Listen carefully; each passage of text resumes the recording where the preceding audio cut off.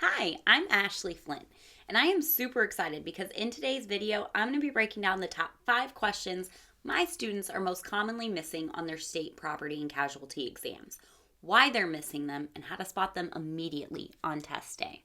Now, I've personally taken and passed over 20 different state insurance licensing exams.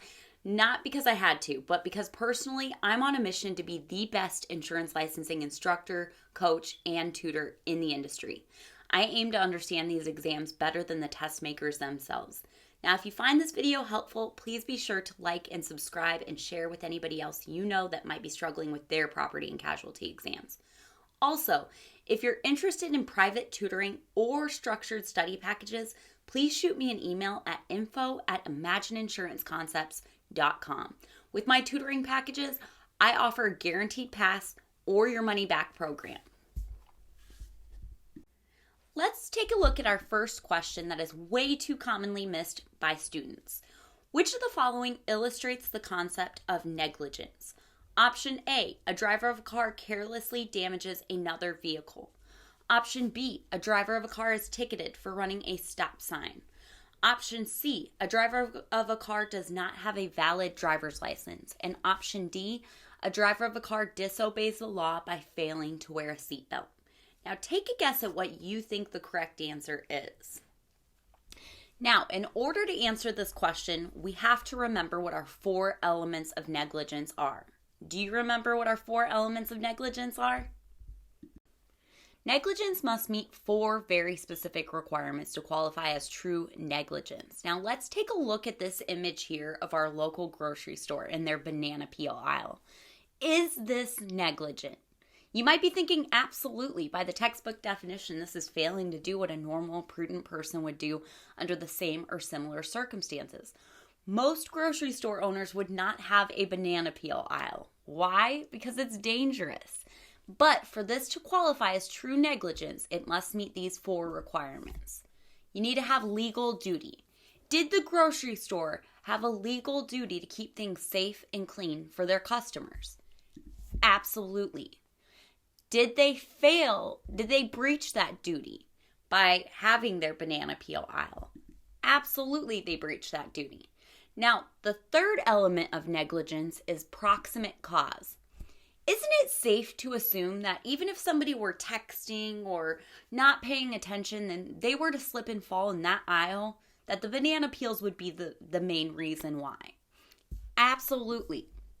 We've got proximate cause on our side.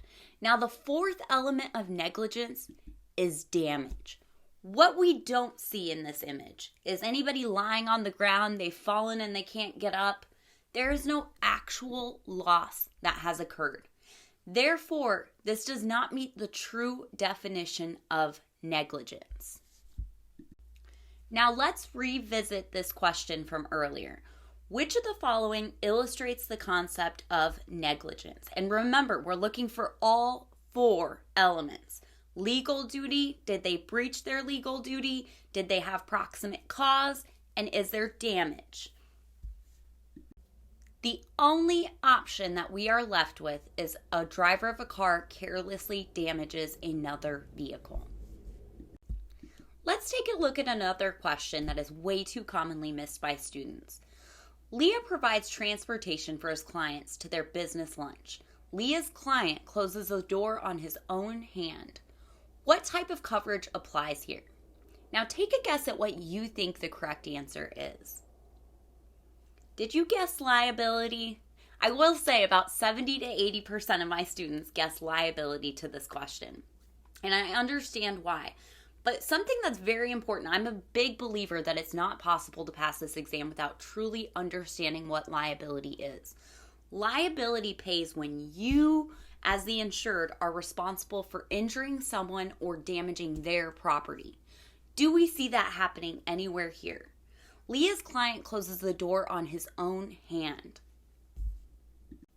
The only option we are left with is MedPay. MedPay is going to cover you and your passengers in any type of an auto insurance policy. Let's practice another question that way too many of my students are missing. All of the following perils are included in unendorsed dwelling basic form, DP1, except what? Now, I want you guys to be very vigilant on the exam when you see this word except, because what it means is you have 3 right answers, but you're looking for the one wrong answer. Which of these is not covered by an unendorsed dwelling form, DP1? If you answered theft, you are absolutely correct. Theft is not covered under any dwelling policy without an endorsement. Why? Because dwelling policies are for landlords. They are not assuming that you're keeping property on the premise. Now let's practice another commonly missed question. Commercial risk extra expense coverage reimburses the insured for expenses incurred when? Take a guess at what you think the correct answer is. Now, I will say, a lot of my students get torn between option A and option C. Now, option A says for unforeseen overhead. Option C is to keep a business operating after a covered loss. Which one do you think the correct answer is? If you answered C, you are absolutely correct. Extra expense is going to compensate the business for the cost that it takes to keep a business operating after a covered loss has occurred. We have finally made it to our last question. A business personal property coverage in a BOP covers all of the following except. Now again, we have one of those tricky double negative questions. So again, when you see the word except, we have 3 right answers, but you're looking for the one wrong answer. Which of these is not covered under a BOP and why? Well, if you answered C, you are absolutely correct. Property in the open more than 500 feet from the premise. Why? Because BOPs are only going to cover the property in the open within 100 feet of the premise. So 500 feet would be out. Well, how'd you do on the top 5 questions my students are most commonly missing on their state property and casualty exams? If you got them all right, way to go. You're probably very close to being ready to test. Now, if you missed a few, don't panic. It's actually just a really good indicator of what you need to work on before test day. Also, if you're struggling, please don't suffer in silence. Head to my website at imagineinsuranceconcepts.net. I've got free resources available on that website as well as contact information. I've got structured study packages and one-on-one tutoring with a guaranteed pass or your money back program.